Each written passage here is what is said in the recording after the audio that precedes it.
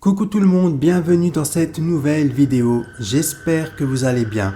Moi, ça va très bien. Alors pour cette nouvelle histoire, je vais vous raconter une story time horreur. Mais juste avant de commencer cette nouvelle histoire, n'oubliez pas de vous abonner à ma chaîne, de liker cette vidéo et de partager cette vidéo au maximum afin que l'algorithme de YouTube donne beaucoup plus de visibilité à ma chaîne. Je vous en remercie.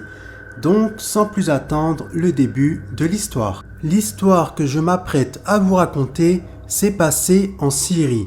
Et la personne qui nous raconte cette histoire s'appelle Mohamed. Et cette histoire s'est produite en 1982.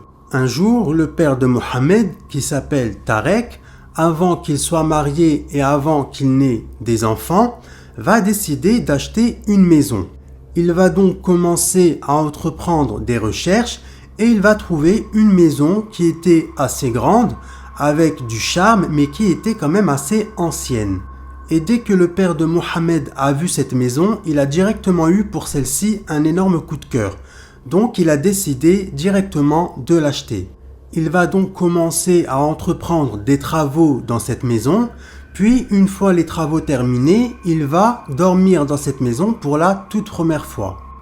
Dès la première nuit, alors qu'il était paisiblement en train de dormir, il va entendre du bruit. Il va donc se réveiller et il va entendre du bruit venant du salon.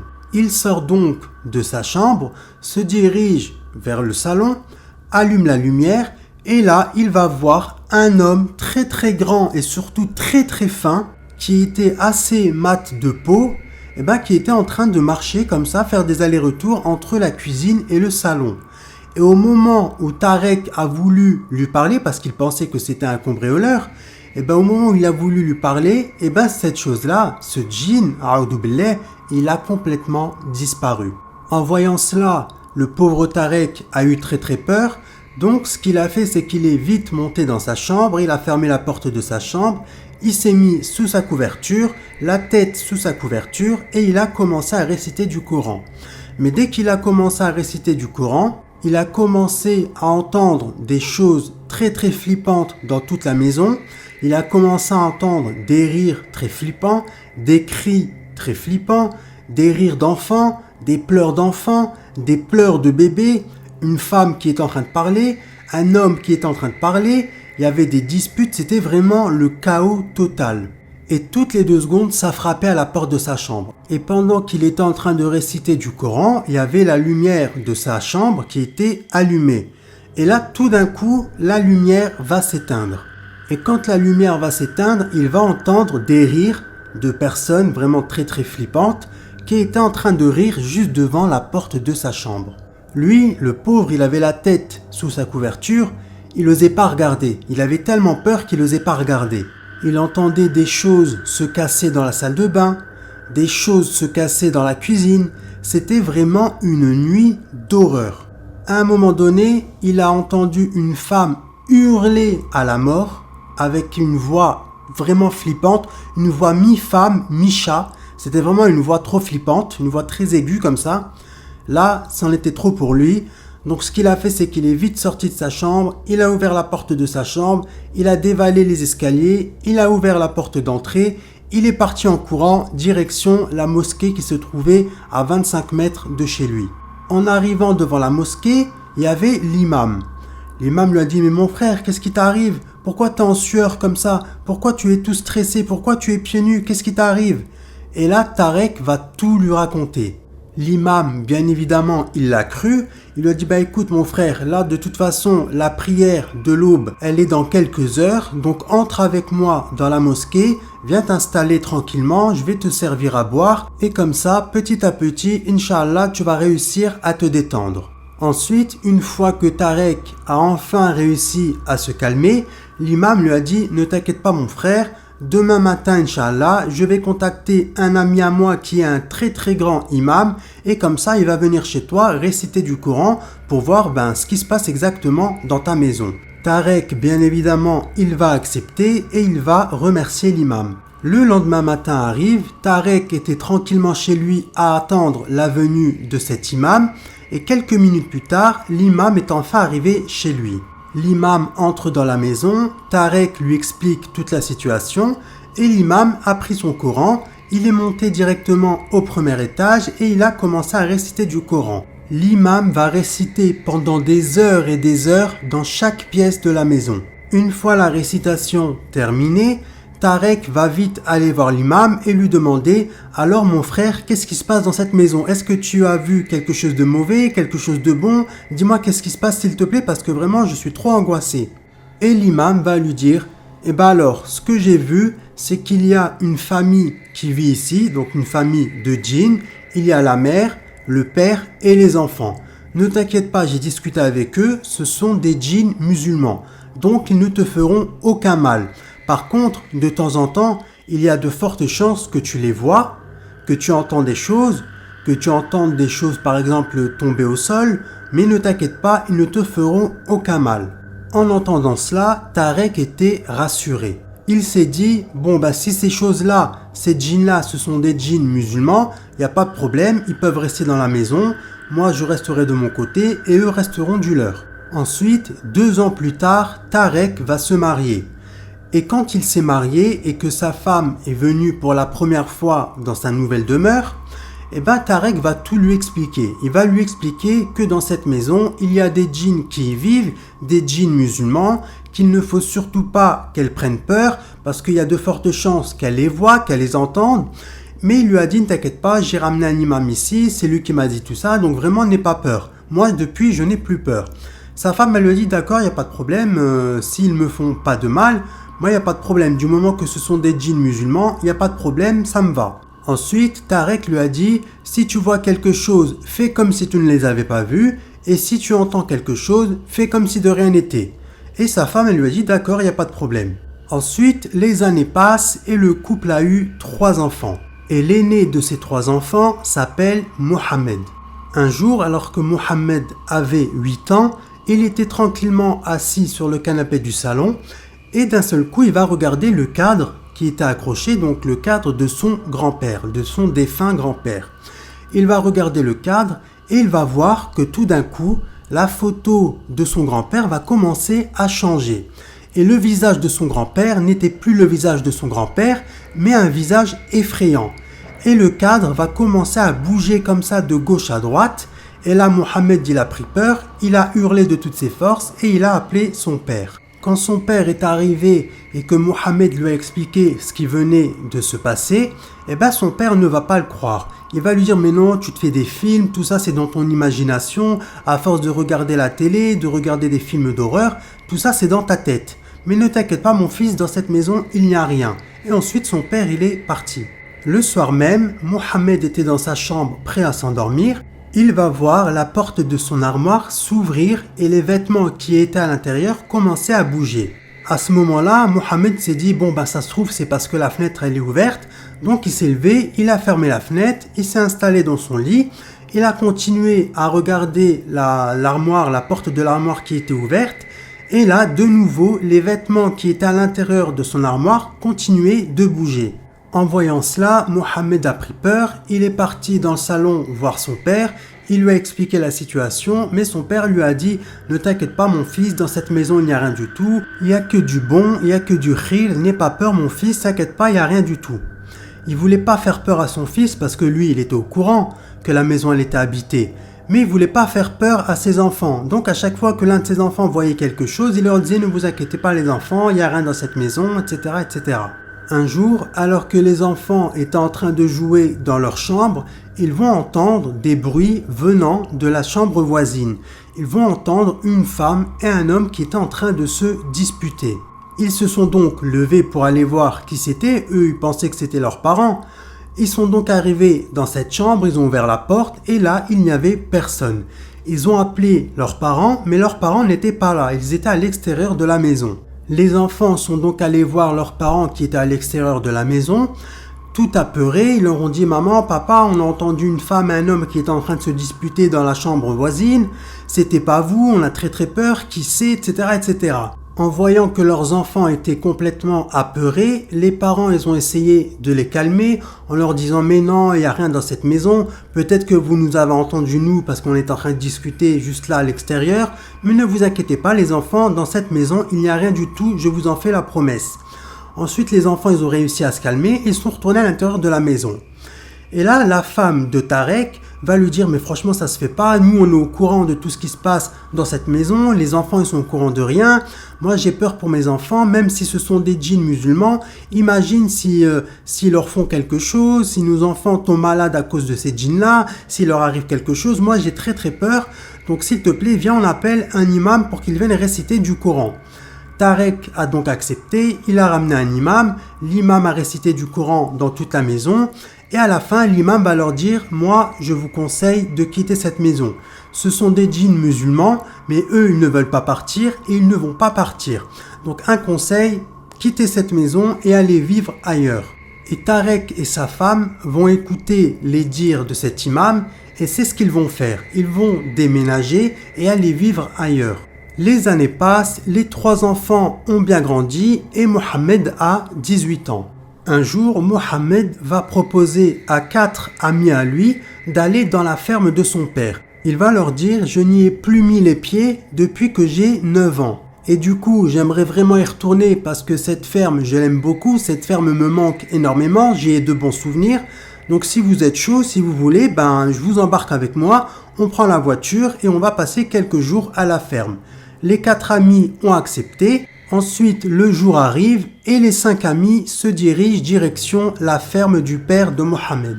Une fois arrivé à la campagne, Mohamed n'a plus retrouvé la ferme de son père. Toutes les fermes se ressemblaient. Donc, ce qu'il va faire, c'est qu'il va aller voir son oncle qui avait une ferme juste à côté. Et il va aller là-haut, il va saluer son oncle et lui dire « Mon oncle, j'aimerais aller à la ferme de mon père, mais le problème c'est que je ne l'ai pas reconnue, je ne l'ai pas retrouvée. Où est-ce qu'elle se situe s'il te plaît ?» Là, son oncle il va lui dire « Mais qu'est-ce que tu veux faire là-haut? Pourquoi tu vas aller dans la ferme de ton père, etc. etc. » Mohamed va alors lui dire « Tout simplement parce que cette ferme me manque, j'y ai de très très bons souvenirs et je voulais montrer à mes amis comment était cette ferme. » Ensuite, il va lui dire « S'il te plaît, mon oncle, dis-moi où se trouve exactement la ferme de mon père. » Ensuite, son oncle va lui dire « D'accord, il n'y a pas de problème, je vais t'expliquer où se trouve exactement la ferme de ton père. Mais par contre, avant d'y aller, il faut que vous récitiez tous les 5 énormément de Coran et surtout, n'allumez aucun poste radio, n'écoutez aucune musique, c'est très important. » En entendant tout cela, Mohamed, il a commencé à avoir un petit peu peur, il s'est dit mais pourquoi mon oncle il me dit tout ça? Ça se trouve il y a des trucs paranormaux, il y a des phénomènes paranormaux qui se passent dans la ferme de mon père. Il a commencé à avoir un petit peu peur. Ensuite, l'oncle de Mohamed va lui expliquer le trajet pour arriver à cette fameuse ferme et quelques minutes plus tard, Mohamed et ses 4 amis sont enfin arrivés à la ferme. Une fois arrivé à la ferme, l'un des 4 amis de Mohamed va lui dire « Mais Mohamed, qu'est-ce que t'as? T'es tout pâle, t'es bizarre, tu trembles, t'as quelques gouttelettes de sueur sur le front, qu'est-ce qui se passe, ça va ?» Et là, Mohamed, il va lui dire « Non, je sais pas ce qui se passe, mais je me sens pas très bien, je me sens pas à l'aise. » Ensuite, un autre ami de Mohamed va lui dire « Mais non Mohamed, y a rien du tout, t'inquiète pas, on va passer un bon moment, on va faire un bon barbecue, on va boire du thé, on va manger des pâtisseries, on va se raconter des histoires qui font peur, on va rigoler, ça va être trop bien, et demain on ira à la plage parce que la plage n'est pas très loin de la ferme, donc on va vraiment passer un bon moment. Allez Mohamed, t'inquiète pas, ça va aller. » Et là Mohamed, petit à petit, il a commencé à se détendre et à aller de mieux en mieux. Une fois tous installés et avec le café, le thé, les pâtisseries, tout ça, ils étaient tranquillement en train de passer un bon moment, en train de rigoler, se raconter des histoires. Il y a l'un des 4 amis à Mohamed qui va lui dire « Mohamed, s'il te plaît, où se trouvent les toilettes parce que j'ai envie d'y aller. » Mohamed va lui dire « C'est juste là. » Cet ami va y aller et c'était des toilettes turques. Cet ami en question va ouvrir la porte des toilettes. Et là, il va tomber nez à nez avec une femme trop flippante. Elle avait des longs cheveux noirs tout emmêlés et ses cheveux, ils couvraient son visage en fait. Mais cette femme-là, elle avait des mains et des doigts, ils étaient très très longs. Elle avait les ongles sales et des ongles très très longs. Et surtout, elle avait une odeur corporelle. C'était une odeur que cet ami-là n'avait jamais sentie auparavant. Elle avait une odeur mais nauséabonde, vraiment c'était une odeur qu'il ne pouvait même pas décrire lui-même. Et cette femme-là, elle avait la tête un petit peu baissée et quand elle va relever son visage, l'ami de Mohamed va remarquer que cette femme, il lui manquait un œil. Elle avait un gros trou à l'intérieur. Et là, d'un coup, cette femme va commencer à rigoler avec une voix vraiment flippante. Là, il a eu trop peur et il est parti en courant. Quand il est arrivé auprès de Mohammed et auprès de ses amis, Mohammed va lui dire « Mais qu'est-ce qui se passe mon frère? Pourquoi t'es venu en courant? Regarde, t'es en train de trembler, qu'est-ce qui se passe ?» Et il va tout leur raconter, il va leur dire « J'ai vu une femme, elle était comme ça, comme ci, comme ça. Elle a commencé à rigoler avec une voix flippante. » Il va tout leur raconter. En entendant cela, tous les amis se sont levés au même moment. Ils sont partis en courant pour aller voir si c'était vraiment vrai. Ils ont ouvert la porte des toilettes, mais malheureusement, il n'y avait personne à l'intérieur. Ensuite, il y a l'un des autres amis de Mohammed qui va dire « Mais c'est bon, arrête avec tes salades, tu veux nous faire peur ou quoi? Tu veux nous faire flipper? C'est quoi ton délire? C'est bon, venez, on allume le barbecue, on fait un bon petit barbecue, on va manger de la bonne viande et on oublie tout ça les amis, allez, venez. » Pendant que l'un des 4 amis à Mohammed était en train de préparer le barbecue, il y a un autre ami de Mohammed qui va dire à Mohammed « Mohammed, s'il te plaît, est-ce que tu peux nous ramener quelques pommes du pommier, s'il te plaît ?» Parce qu'il faut savoir que dans cette ferme-là, il y avait plein de pommiers, plein de poiriers, il y avait même des fraisiers, ce qui fait que tout le monde pouvait se servir à volonté. Mohammed est donc monté dans ce pommier, il a commencé à enlever les pommes et à les lancer à son ami, quand soudain, Mohammed va regarder la grange, et il va regarder la fenêtre qui était juste au-dessus de la grange, et là, il va voir qu'il y avait une femme. Il y avait une femme qui faisait flipper, mais vraiment trop flipper, et elle était là en train de lui faire des coucous. En voyant cette femme-là qui faisait flipper et qui lui faisait des coucous de la main, Mohammed a eu très peur, il est vite descendu du pommier, il a commencé à courir. Ses amis l'ont stoppé, ils l'ont pris par le bras, ils l'ont dit « Mais qu'est-ce qu'il y a Mohammed? Pourquoi t'es vite descendu du poirier? Pourquoi t'as peur? Qu'est-ce qui se passe ?» Sauf qu'il n'arrivait pas à raconter ce qu'il venait de voir à ses amis, donc il a commencé à réciter du Coran pendant de longues minutes jusqu'au moment où, alhamdoulilah, grâce à Dieu, il a enfin réussi à redescendre un petit peu et à se calmer. Ensuite, ses amis vont lui dire « Mais qu'est-ce qui s'est passé? Raconte-nous » Et là, Mohammed, il va leur raconter, il va leur dire « Voilà, j'étais sur le pommier et j'ai vu une dame qui était là tout en haut de la grange, à la fenêtre de la grange, qui me faisait coucou de la main, mais avec un visage flippant. » Ses amis ne l'ont pas cru, il n'y a que celui qui avait vu la femme flippante dans les toilettes qui l'a cru. Ensuite, ils ont arrêté de parler de ce qui venait de se passer, puis ils se sont tous installés autour de la table et ils ont commencé à manger la viande du barbecue. Quand tout d'un coup, ils vont voir une ombre noire très grande d'à peu près 3 mètres se former avec de la fumée très épaisse noire. Ils ont clairement vu que la fumée elle était en train de dessiner la forme d'un homme. Il était très grand, très fin, et d'un coup, cette chose est passée devant eux, mais très vite, et elle a disparu. Les 5 amis se sont regardés, ils étaient choqués. Et ils se sont dit, mais c'est quoi ce délire? Qu'est-ce qu'on vient de voir? On a assisté à quoi là? Est-ce que cette chose, c'est un djinn? Qu'est-ce qu'on vient de voir? Etc. Et là, il y a Mohammed qui va dire, j'en suis sûr, cette ferme elle a hanté, cette ferme elle a habité. En plus, il n'y a personne autour de cette ferme, il n'y a pas de voisins, il n'y a pas d'habitation. Pour moi, cette ferme elle est vraiment hantée. Ensuite, Mohammed leur a dit, écoutez les amis, venez, on prend tout ce qu'on a ramené avec nous et on part d'ici. Et il y a l'un des amis de Mohammed qui va lui dire non, on part pas maintenant, là il fait nuit, on sait jamais, pas qu'on ait un accident de voiture, la nuit ça fait un petit peu peur, donc on va passer la nuit ici et Inch'Allah on partira demain matin. Et c'est ce qu'ils vont faire. Ensuite, tous les 5 ont commencé à réciter du Coran à voix haute, quand quelques secondes après, ils vont entendre une musique. Et là, Mohammed va dire, mais elle vient d'où cette musique? Nous, on est en train de réciter du Coran et là, on entend une musique, mais elle vient d'où? Ils n'arrivaient pas à savoir d'où venait et d'où provenait cette musique. Là, les 5 amis, ils ont eu peur et Mohammed leur a dit, écoutez, on va pas dormir dans la ferme, venez, on monte dans la voiture et on dort dans la voiture, on sera plus en sécurité à l'intérieur. Et c'est ce qu'ils vont faire. Alors qu'ils étaient dans la voiture pendant à peu près 2h, 2h30, Mohammed avait envie d'aller aux toilettes. Mais le problème, c'est qu'il ne voulait pas aller dans les toilettes turques parce qu'il avait très peur. Donc ce qu'il a fait, c'est qu'il est sorti de la voiture, il s'est mis à peu près 2 mètres de la voiture et il a fait ce qu'il avait à faire. Quand soudain, il va voir devant lui une personne, un djinn, tout petit, c'était une djinniya toute petite, elle mesurait à peu près 1m30, 1m20 et elle avait plusieurs couches de vêtements. Et cette chose, cette djinniya, elle avait des longs cheveux gris qui touchaient le sol et qui étaient devant son visage, qui cachaient son visage. Et d'un seul coup, elle a enlevé les cheveux qui lui cachaient le visage. Et là, Mohammed va voir quoi? Il va voir que cette chose-là, cette djinnia, n'avait pas de visage. À la place, elle avait un énorme trou. En voyant cela, Mohammed a pris peur. Il a dit A'oudou billahi min shaitanir rajim, A'oudou billah. 3 fois. Il est vite monté dans sa voiture. Ses amis, ils étaient choqués. Ils lui ont dit mais qu'est-ce que t'as? Pourquoi tu hurles comme un malade comme ça? Qu'est-ce qui se passe? Raconte-nous. Il leur a même pas raconté. Il a démarré la voiture. Il a mis les pleins phares parce que voilà, ils étaient à la campagne et ils n'avaient pas trop de visibilité. Et là, ils vont voir à peu près une dizaine de mètres devant eux la djinnia que l'ami de Mohammed avait vue dans les toilettes. Elle était là, debout, devant eux, en train de les fixer avec un regard qui faisait flipper, mais elle n'était pas seule. À côté d'elle, il y avait un homme très âgé avec une longue barbe blanche, avec des cheveux blancs qui lui arrivaient au niveau des épaules, et il avait une sorte de robe blanche, un petit peu d'époque, une robe blanche assez épaisse qui lui arrivait au niveau des genoux.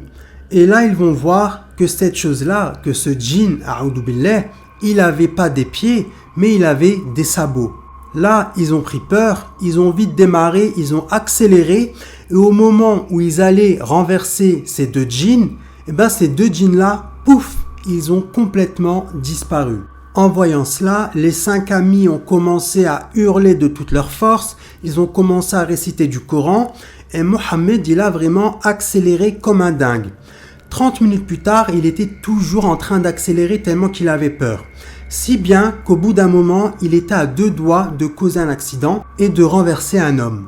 Quand Mohammed a vu cet homme qui était devant sa voiture à la dernière seconde, il a freiné tout d'un coup et il a fait un dérapage. L'homme, il était très énervé, il a hurlé sur Mohammed « Mais tu veux me tuer, tu veux m'ôter la vie, pourquoi tu roules comme ça, tu roules comme un malade, c'est à cause de personnes comme toi qu'il y a des accidents tous les jours dans le pays, on devrait même pas leur donner le permis à des gens comme toi, etc. etc. » Il était vraiment énervé contre Mohammed. Mohammed le pauvre, il savait plus quoi dire parce que déjà qu'il était en état de choc, donc ce qu'il a fait, c'est qu'il a commencé à s'excuser auprès de ce monsieur. Ensuite, le monsieur, il a accepté les excuses de Mohammed et Mohammed, il lui a expliqué pourquoi il était en train de rouler aussi vite. Et ce monsieur-là, quand il a entendu toute l'histoire, il a dit « Mais je la connais cette ferme-là. Tous les jours, je passe devant cette ferme pour aller au travail et tous les jours, je vois cette ferme-là prendre feu devant moi. Donc, ce que je fais, c'est que je calcule pas et je récite du Coran. Et quand je repasse devant cette ferme-là pour rentrer chez moi en fin de journée, cette ferme-là, elle est en excellent état. Ensuite, le monsieur va leur dire « Ne mettez plus les pieds là-haut, c'est une région qui est très très habitée par des djinns, a'oudou billah, et cette ferme, elle est connue parce qu'elle est vraiment très très habitée. » Ensuite, Mohammed a demandé à ce monsieur « Vous allez où ?» Et ce monsieur lui a répondu « Je vais aller rendre visite à ma famille qui habite à tel et tel endroit. » Mohammed, avec tout ce qui venait de se passer, il lui a proposé de le déposer et le monsieur a accepté. Ensuite, ils ont déposé le monsieur à l'endroit prévu et là, Mohammed va dire à ses amis « Écoutez, ça vous dit qu'on aille voir mon oncle pour lui poser quelques questions parce que quand on a été le voir, il nous a dit de bien réciter du Coran, de ne pas allumer de musique, donc ça se trouve, il est au courant de quelque chose. » Au début, les amis n'étaient pas trop chauds parce qu'ils ne voulaient pas trop retourner dans cette région-là, mais ils ont fini par accepter. Ensuite, ils ont été voir l'oncle du coup de Mohammed, et Mohammed va dire à son oncle « Salam alaikum, j'ai une question à te poser. Quand je suis venu te voir pour te demander où se trouvait la ferme de mon père, tu m'as dit qu'il fallait que je récite du Coran et qu'il fallait que nous ne mettions pas de musique. Pourquoi tu nous as dit ça? Pour quelle raison tu nous as dit tout ça ?» Et là, il va lui dire « En fait, ton grand-père, il avait une fille, donc la sœur de ton père. Et cette fille-là, elle a été, la pauvre, assassinée dans cette ferme. Et depuis que la fille de ton grand-père a été assassinée dans cette ferme, il y a des djinns qui en sortent pratiquement tous les soirs et tous les jours. Et depuis, la ferme, elle est très très habitée. » Ensuite, il va lui dire « Mais ton père, il t'a pas parlé de tout ça ?» Mohammed, il va lui dire « Non, pas du tout, mon père, il m'en a pas parlé. » Et là, ensuite, Mohammed va dire à son oncle « Mais pourquoi tu ne nous as rien dit ?» Et son oncle va lui dire « Tout simplement parce que je ne voulais pas vous faire peur. » Ensuite, Mohamed et ses amis sont repartis. Mohamed a déposé ses amis chez eux. Et quand il est arrivé chez lui, il a expliqué tout ce qui s'était passé à son père. Et il va lui dire, mais papa, t'étais au courant de tout ça? Et son père va lui dire, oui, mon fils, j'étais au courant de tout cela, mais je voulais pas te faire peur, je ne voulais pas effrayer aussi tes deux petits frères. Donc c'est pour ça que j'ai jamais rien dit et c'est pour ça que j'ai gardé le secret. Ensuite, en apprenant tout ce que son fils et ses amis venaient de vivre dans cette ferme, le père de Mohamed a pris la décision de mettre en vente cette ferme. Mais par contre, il a précisé à toutes les personnes qui étaient intéressées pour racheter cette ferme, que cette ferme elle était habitée. Malheureusement pour lui, il n'a jamais réussi à revendre cette ferme. Donc ce qu'ils ont fait, c'est qu'ils ont complètement détruit et rasé la ferme. À l'heure où je vous parle, Mohamed et sa famille n'ont plus jamais revécu de phénomènes paranormaux. Donc voilà, c'est la fin de cette histoire. J'espère que cette histoire vous aura plu. Si c'est le cas, n'oubliez pas de liker cette vidéo, de vous abonner à ma chaîne et de partager cette vidéo au maximum afin que l'algorithme de YouTube donne beaucoup plus de visibilité à ma chaîne. Je vous en remercie. Je vous remercie d'avoir écouté cette histoire du début jusqu'à la fin. Quant à moi, je vous dis à la prochaine vidéo et quant à vous, je vous dis prenez soin de vous. Bye.